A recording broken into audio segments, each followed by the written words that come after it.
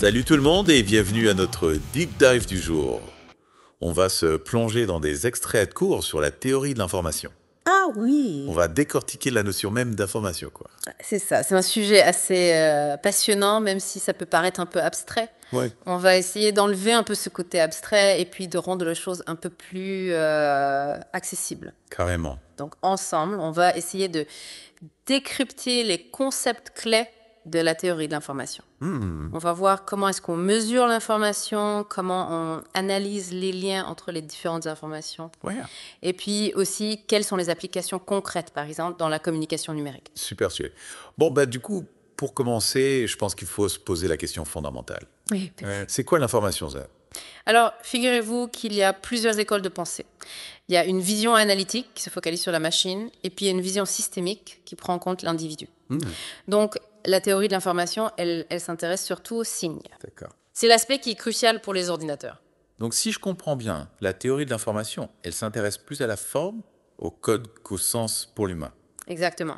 Si on prend un exemple très simple, comme la facturation électronique, eh bien, la théorie de l'information va se pencher sur les aspects techniques, comme le flux de données, le nombre de signes qui sont échangés, plutôt que sur l'impact sur les relations humaines, l'organisation du travail, etc. Intéressant. Et historiquement, comment cette théorie a vu le jour? Alors, il y a eu plusieurs pionniers. Oui. Nyquist, par exemple, a établi un lien entre la bande passante et la vitesse de transmission des données. Hartley a proposé une première définition de la notion d'information. D'accord. Mais la véritable star, c'est Claude Shannon. Ah oui, Shannon. On entend souvent son nom associé à la théorie de l'information. Qu'est-ce qu'il a apporté de si révolutionnaire? Alors Shannon, il a vraiment posé les bases de la théorie moderne. Il a étudié les limites de performance des systèmes de communication en présence de bruit. D'accord. C'est fondamental. Et surtout, il a proposé un modèle de communication Ouais. qui est toujours utilisé aujourd'hui. Dites-moi plus sur ce fameux modèle. Alors, imaginez un schéma avec une source d'information qui envoie un message à travers un canal D'accord. pour atteindre un destinataire. Le message, c'est une suite de symboles, un peu comme un code. Ouais. Et le canal, ça peut être n'importe quel moyen de transmission, un fil électrique, une onde radio, etc. Mais il y a un hic, c'est que du bruit vient perturber le message pendant sa transmission. Du bruit, vous voulez des interférences. Exactement. Le bruit, c'est tout ce qui peut altérer le message. Des erreurs de transmission, des parasites, tout ce qui peut empêcher le destinataire de recevoir le message intact. Donc Shannon, il a cherché à comprendre comment transmettre l'information de manière fiable malgré ce bruit inévitable. Ah, ça me rappelle les conversations téléphoniques avec une mauvaise connexion. On doit souvent répéter plusieurs fois pour être sûr que le message passe bien. Ah, c'est une excellente analogie.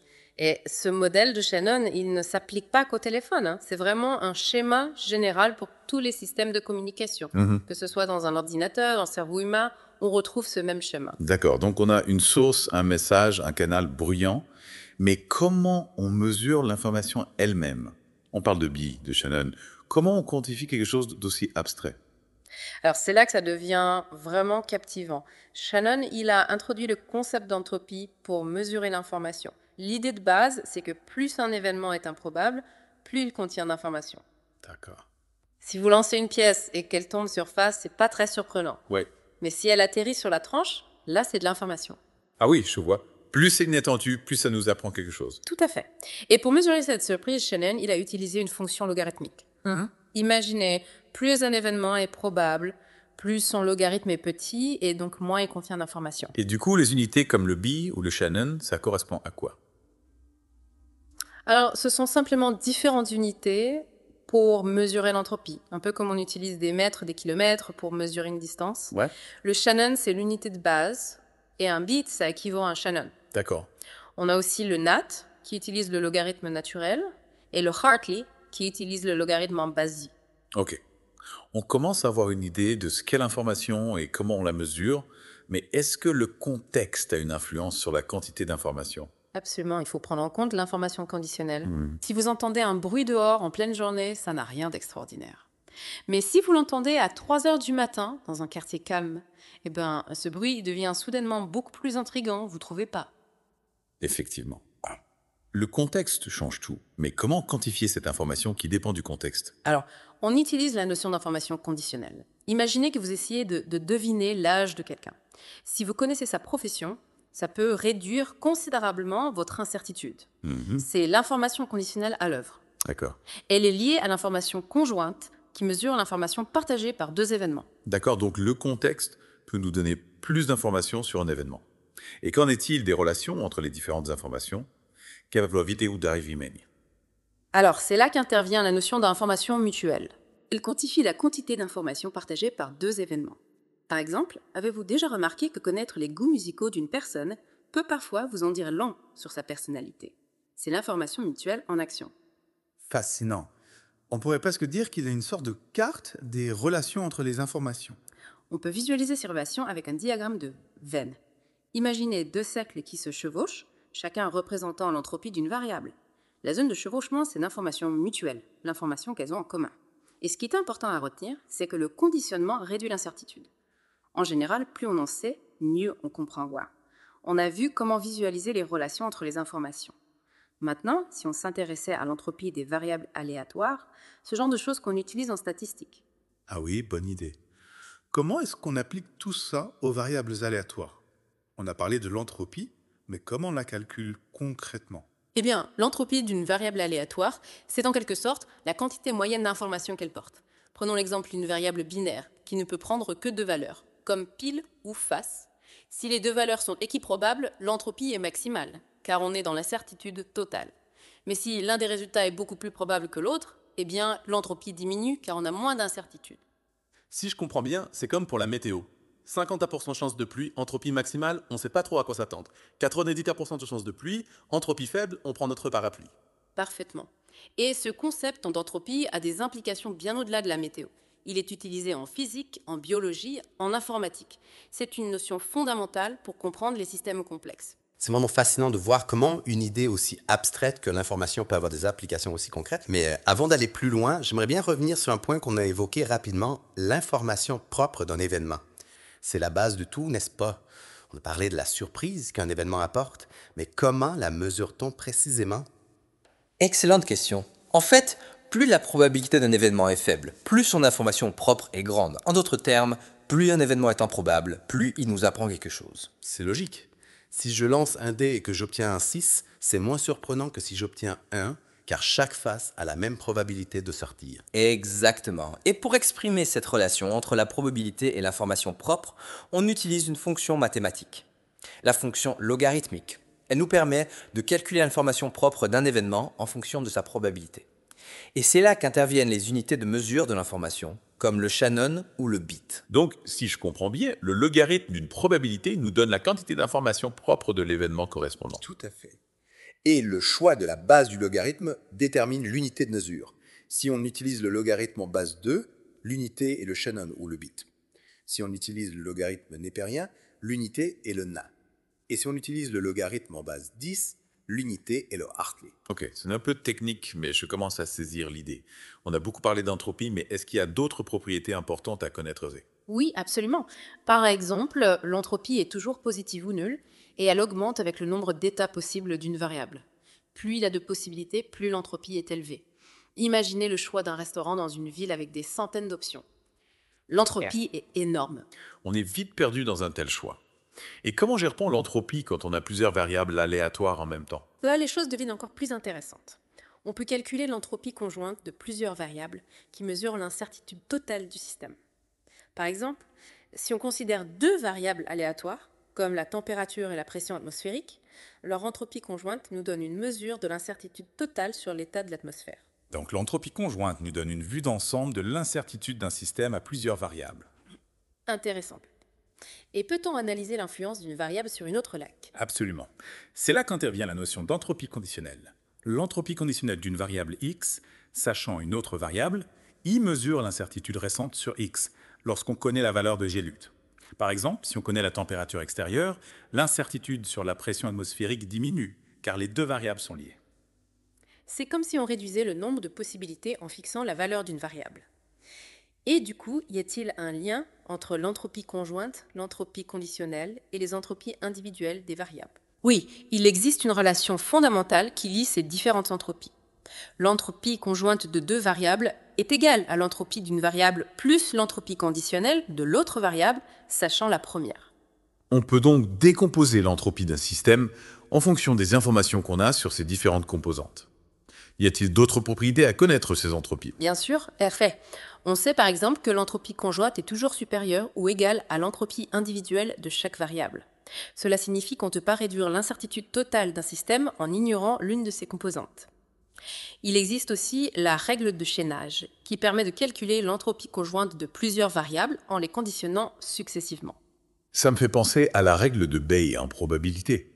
On met à jour nos croyances en fonction des informations qu'on acquiert. Excellente analogie, Anitya. Et il y a une autre propriété importante. Le conditionnement d'une variable aléatoire diminue son entropie. Plus on a d'informations sur une variable, moins elle est incertaine. Et cette propriété se généralise à plusieurs variables. L'entropie d'une variable diminue lorsqu'on la conditionne par rapport à d'autres variables. Le conditionnement est donc un outil puissant pour réduire l'incertitude et mieux comprendre les systèmes complexes. Pourrait-on résumer les relations entre ces différentes entropies? On a parlé de beaucoup de formules, mais y a-t-il une manière simple de les visualiser? Oui, on peut résumer ces relations avec une série d'inégalités qui nous montrent que l'entropie conditionnelle est toujours inférieure ou égale à l'entropie individuelle, qui est elle-même inférieure ou égale à l'entropie conjointe, etc. On a donc un cadre complet pour analyser l'entropie des variables aléatoires, que ce soit individuellement, conjointement ou conditionnellement. J'imagine qu'il y a encore beaucoup à explorer dans ce domaine, n'est-ce pas? Oh oui, absolument. L'entropie est un concept central de la théorie de l'information et elle a des applications dans des domaines très variés. On pourrait passer des heures à explorer ses implications. Mais pour l'instant, concentrons-nous sur un autre concept important de la théorie de l'information mutuelle moyenne. Ah oui, on en a parlé brièvement tout à l'heure, mais j'aimerais bien comprendre ce concept plus en profondeur. Comment définit-on l'information mutuelle moyenne? Eh bien, l'information mutuelle moyenne entre deux variables x et y, ça mesure la réduction de l'incertitude sur x lorsqu'on connaît la valeur de y. En d'autres termes, c'est la quantité d'informations que nous apporte sur x. C'est donc une mesure de l'interdépendance entre deux variables. Plus l'information mutuelle est élevée, plus les variables sont liées. Et comment calcule-t-on cette information mutuelle moyenne? Alors, il y a deux formules équivalentes pour la calculer. La première est assez simple. L'information mutuelle est égale à l'entropie de x moins l'entropie conditionnelle de x, sachant y. Et la deuxième formule, La deuxième, elle est un peu plus complexe. Elle fait intervenir la probabilité conjointe de x et y, ainsi que les probabilités marginales de x et y. En gros, elle compare la probabilité d'observer x et y ensemble à la probabilité de les observer indépendamment. Si les deux variables sont indépendantes, la probabilité conjointe est égale au produit des probabilités marginales, et l'information mutuelle est nulle. Mais si elles sont liées, eh bien, la probabilité conjointe est différente du produit des probabilités marginales, et l'information mutuelle est positive. D'accord. Donc l'information mutuelle nous permet de quantifier le degré de dépendance entre deux variables aléatoires. Ce concept est très utile dans de nombreux domaines, comme l'apprentissage automatique, la bioinformatique et même la linguistique. Absolument. C'est fascinant de voir comment la théorie de l'information peut être appliquée à des domaines aussi variés. Y a-t-il un lien entre l'information mutuelle et les autres concepts qu'on a vus, comme l'entropie conditionnelle? Oui, bien sûr, on peut voir l'information mutuelle comme une mesure de la réduction de l'incertitude sur une variable lorsqu'on connaît l'autre.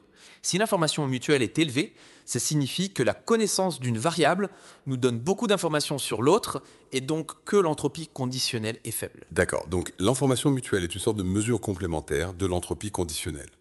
Plus une est élevée, plus l'autre est faible. Existe-t-il une manière simple de visualiser l'information mutuelle? On a parlé de diagramme de Venn pour l'entropie. Est-ce qu'il y a quelque chose de similaire pour l'information mutuelle? Oui, on peut utiliser un diagramme de Venn pour visualiser l'information mutuelle. Imaginez deux cercles qui se chevauchent, chacun représentant l'entropie d'une variable. La zone de chevauchement, c'est l'information mutuelle, l'information qu'elles ont en commun. Et ce qui est intéressant, c'est que l'information mutuelle est symétrique.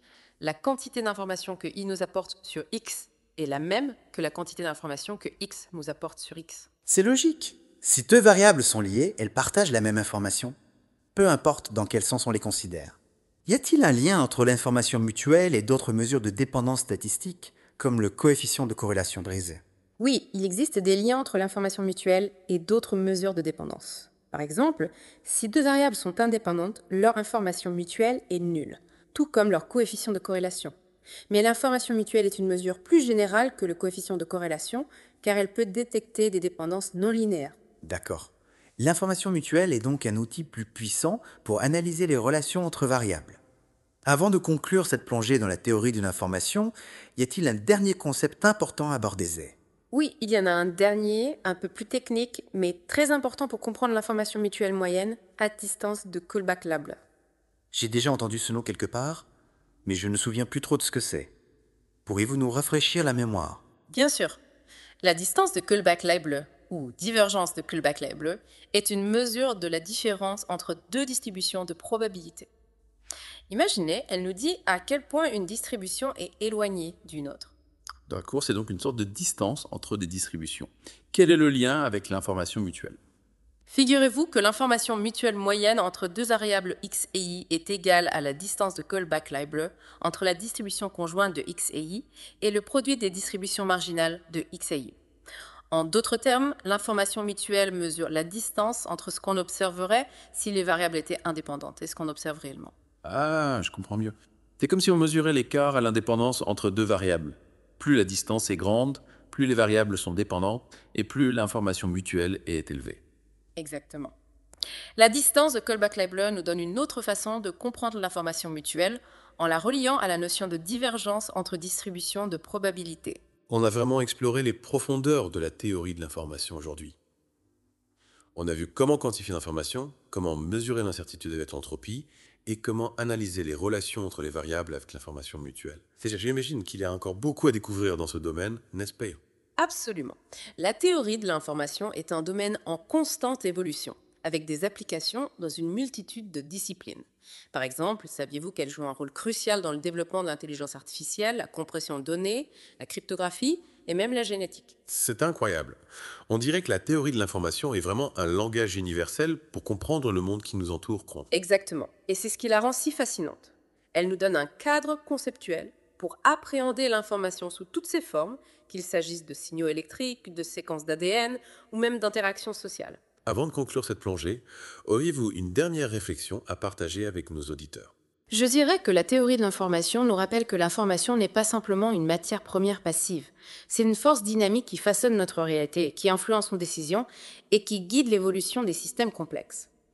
Plus nous comprenons ces principes fondamentaux, mieux nous sommes équipés pour naviguer dans un monde saturé d'informations et pour façonner un avenir plus éclairé. C'est une conclusion magnifique. Merci beaucoup pour cette exploration passionnante de la théorie de l'information. J'espère que nos auditeurs ont apprécié cette plongée autant que nous. Le plaisir était pour moi. Et n'oubliez pas de garder l'esprit ouvert à la beauté et à la puissance de l'information, où qu'elle se trouve. À bientôt pour une nouvelle aventure au cœur des idées.